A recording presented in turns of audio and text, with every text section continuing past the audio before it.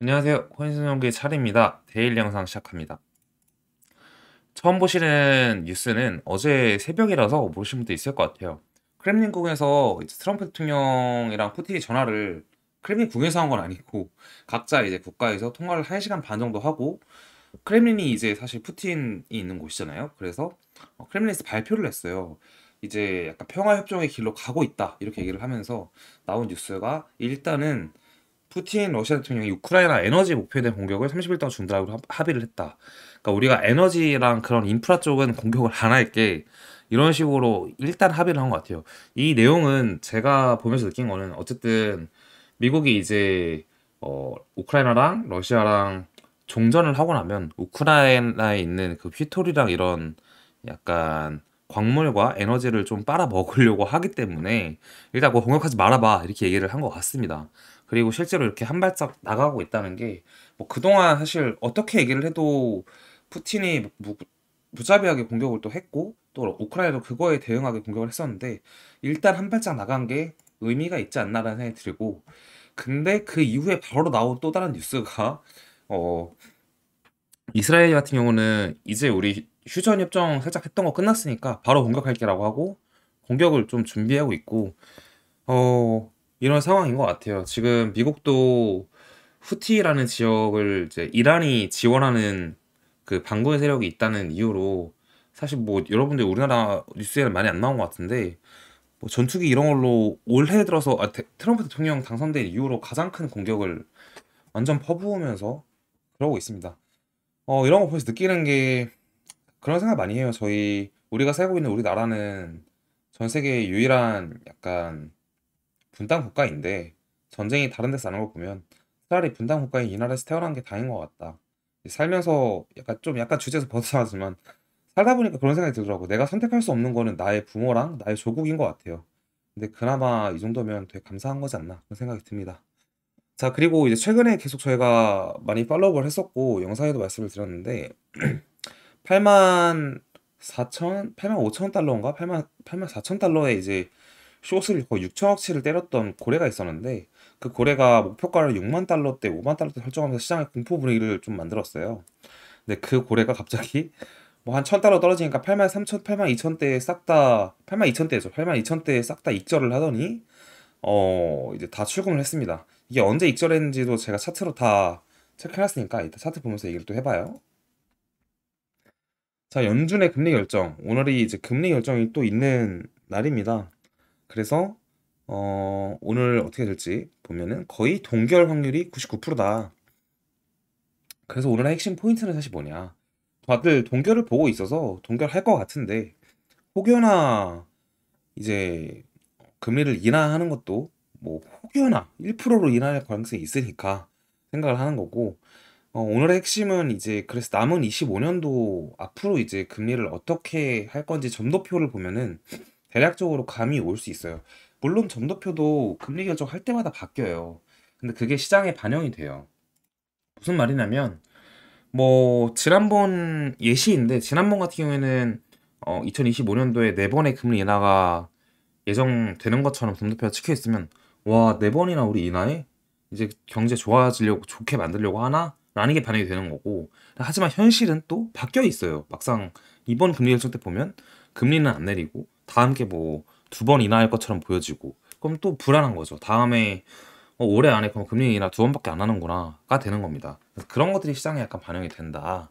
그리고 파월이 어떻게 말을 할 것이냐가 중요한 것 같은데 제가 볼 때 이번에는 파월이 하는 말은 좀 조심스럽게 말은 하겠지만 인하를 하는 쪽에 대한 뉘앙스를 풍겨줄 것 같아요.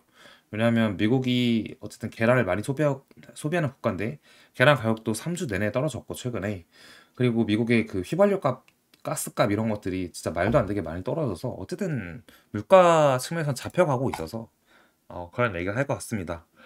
그래서 혹시나 오늘 25bp 금리 0.25 내리면 대박인 거고 그리고 중간점 25년도에 세 번을 금리를 인하할 예정으로 점도표가 나오면 아주 좋은 거다라고 생각이 듭니다. 그리고 올해 한 번 내릴 걸로 예상하면은 시장은 조금 단기적으로 안 좋을 수 있다라는 생각이 듭니다.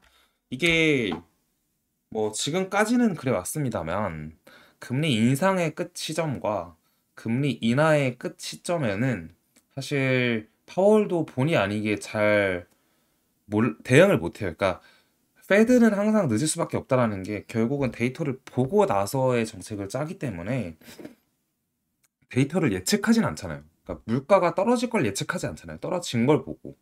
그런 식이라서 반대로 우리가 생각하면 2022년도에 금리 인상도 늦었어요. 2020년도 3월달 코로나 이후에 무제한 양적 완화로 물가가 인플레이션이 10%까지 오르는데 1년 내내 물가가 올랐는데도 불구하고 연준에서는 단기적인 물가 상승이다라고 해서 금리 인상은 절대 안 할 것이다라고 한 게 2022년도였고 2022년 1월에 그 얘기 하자마자 물가가 안 내려가니까 갑자기 과격한 금리 인상을 하겠다라고 한 게 페드였어요.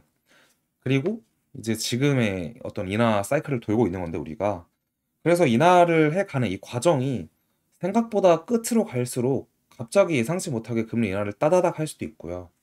뭐 되게 다양한 그런 정책이 나올 수 있습니다. 자, 그래서 막 시장은 생각지도 않게 좋아지고 생각지도 않게 안 좋아지고 이런 상황에 약간 놓여져 있는 것 같습니다. JP 모건의 말에 따르면 매크로 위험으로 인해서 비트코인 시장이 하락할 거로 예상한다라고 얘기를 했는데 사실 JP 모건이 굉장히 큰 금융 이제 투자 회사인 건 맞지만 아이러니하게 항상 시장의 반대쪽으로 얘기하는 경향이 있어요. 특히 코인 쪽에서는 특히 그런 것 같아요. 그래서 이 부분은 좀 그냥 이해해 주시고 롤렉스 마켓 인덱스라는 게 있습니다. 이게 17년도 거 자료가 뒤에 있고 이제 앞에가 20년도인데 20년도부터 21년 말까지 22년 6월까지 롤렉스의 가격은 부지기수로 올랐는데 이 사치제 표본인 것 같아요. 사치제가 이렇게 올랐었고 지금은 말도 안 되게 또 떨어져서 지속적으로 우하향하는 듯한 느낌을 주고 있죠. 근데 이거는 롤렉스뿐만 아니라 뭐 수많은 명품, 자동차 뭐 이런 것도 해당하고 있습니다. 근데 대표적인 예시라서 코인 올랐고 주식도 올랐는데 롤렉스가 떨어진다는 건 정말 경기가 좋지 않은 것 같다. 어쨌든 사람들이 소비를 하는 심리를 나타내는 하나의 지표인 것 같아요. 사치제이니까 지금 경제 소비는 위축돼 있다. 이거는 뭐 우리나라뿐만이 아니죠. 지금 영어로 나타나신 거 보시면 아시겠지만 전 세계 데이터입니다. 그래서 이거는 시계, 와치 차트, 롤렉스 마켓 인덱스. 이건 그 롤렉스 17년도부터인데 17년도부터 19년도에도 올랐고 코로나 때 막 올라서 21년도, 22년도에 피크를 찍고 그 다음에 떨어지기 시작했습니다. 이게 아마 저점이 올라갈 거예요. 그래도 올라갈 텐데 결국 시계라는 게 많은 분들이 동의하실지 모르겠지만 시계가 가치가 있고 뭐 이게 뭐라고 해야 될까? 주식처럼 뭐 널리 쓰이고 사실 이런 막 수요가 엄청나고 막 이런 문제가 아니라 그냥 현금 파킹 용도예요. 돈을 어디에 묶어야 할 때 뭔가 상속 증여도 하기 편하고 나름 현금성 자산이고 그게 암묵적인 룰로 만들어진 시장이에요. 한국뿐만이 아니라 이건 전 세계에 해당하는 거기 때문에 그래서 시계 마켓이 이렇게 있는 겁니다. 뭐 왜 이렇게 가치가 부여된지 모르겠지만 이런 의미에서 사람들이 지금 어떤 생각을 하고 있는지가 보이는 건데 이것도 그러니까 현금을 들고 있는 게 더 나으니까 시계를 정리해서 시계 가격이 떨어졌다 이렇게 보면 될 것 같습니다.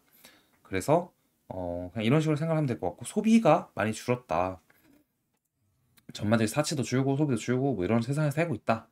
네, 그렇게 보면 됩니다. 차트 보겠습니다. 네, 여러분 차트 보고 계신데요. 15분봉에서 아까 말한 6천억을 숏을 때렸다가 정리한 고래가 어디서 정리했는지 말씀드릴게요. 어제 그 고래는 정확히 이 구간에서 정리를 했고 그 고래가 정리를 했다는 거를 사람들이 텔레그램 알람이랑 이런 걸 통해서 즉각적으로 봐서 그런지 비트가 바로 반등이 나왔다가 올라갔다가 다시 내린 그러한 차트라고 보면 될 것 같습니다. 정리는 여기서 했어요. 이 구간을 정리한 게 아니에요. 6천억의 숏을 때려도 정확하게 고점에서 정리하지 못한다, 저점에서 정리하지 못한다가 이제 나타나지는 거죠. 네, 그런 거고. 4시간 차트를 보게 되면 우리는 두 가지를 볼 수 있을 것 같습니다만, 자, 위에 보라색 선과 주황색 선 기준으로 보면 될 것 같아요. 주황색 선은 이제 84,000대 후반, 85,000 직전 구간 정도의 저항이 있고, 하단부 지지가 좀 더 가까운 것 같아요. 78,000대의 지지선이 있습니다. 이 78,000대의 지지선이 좀 긴 지지선이라 유의미합니다. 재작년 9월 저점에서 발생한 지지선이기 때문에 여기서 이렇게 8월 5일날 작년을 잇게 되면 나오는 게 이 지지선이에요. 그래서 어떤 일이 있어도 이 지지선은 지켜주는 게 일단 매우 중요하다고 볼 수 있습니다. 만약에 이게 살짝 뚫리면은 급격한 조정이 좀 더 세게 나왔다가 반등을 하던가, 네. 혹은 이제 작년에 있었던 이 고점들 73,000대, 73,700, 72,000대 요 구간의 매물대를 지켜줄 걸로 보고 있긴 한데, 어쨌든 이 파란색이 지켜주는 게 좀 더 좋은 상황인 것 같아요. 그리고 위에 보라색 선 기준에서는 9만대가 있는데, 이제 상승장으로 돌아갑니다라고 보는 거는 이 보라색 선을 넘어가면 또 다른 상승장의 국면으로는 접어듭니다라고 볼 수 있을 것 같습니다. 이 수렴이 4월 달이니까 아마 4월 초 정도 안에, 이번 달 말 안에는 이 안에서 놀다가 어딘가로의 무빙을 보여줄 것 같습니다. 아마 위로 올라가는 쪽이라면 이게 여러 가지가 맞아 떨어져야겠죠. 러우 전쟁 종전도 있고, 뭐 이스라엘 전쟁도 조금 진정되고, 그리고 금리 점도표 같은 경우에도 좀 더 좋은 쪽으로 올해 안에 몇 번 내릴 걸로 예상할 수 있는, 그리고 물가도 잡혀가는 그런 그림이 한 번에 나온다면 이 안에서 놀다가 강하게 보라색 선을 뚫어주면서 또 다른 상승장으로 우리 국면을 맞이할 수 있을 거라고 봅니다. 네, 그리고 비트의 이제 도미너스예요.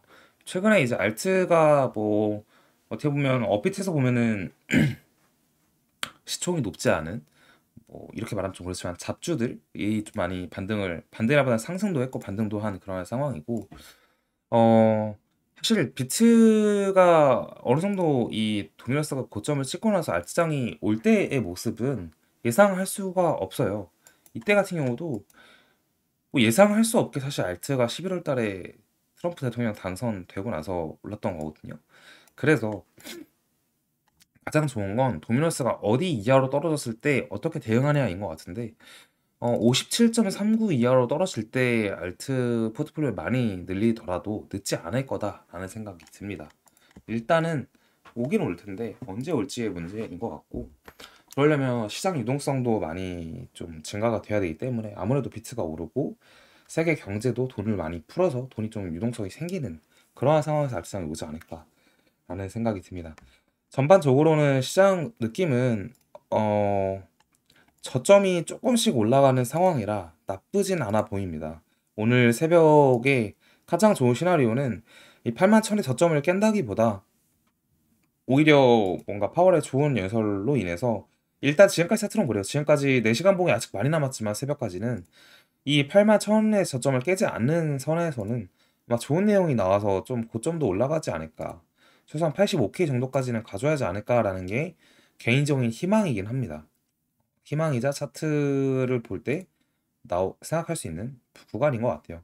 요 85,000대 매물대도 살짝 겹쳐져 있어. 요 구간을 뚫을지 말지도 좀 더 중요한 상황인 것 같아요. 요 구간을 뚫어내면은 다시 이제 86K, 7K, 뭐 90K까지도 다시 볼 수 있는 상황인데, 85K에서 지속적으로 막히는 걸 보니 요 구간을 좀 핵심적으로 보는 게 좋아 보입니다.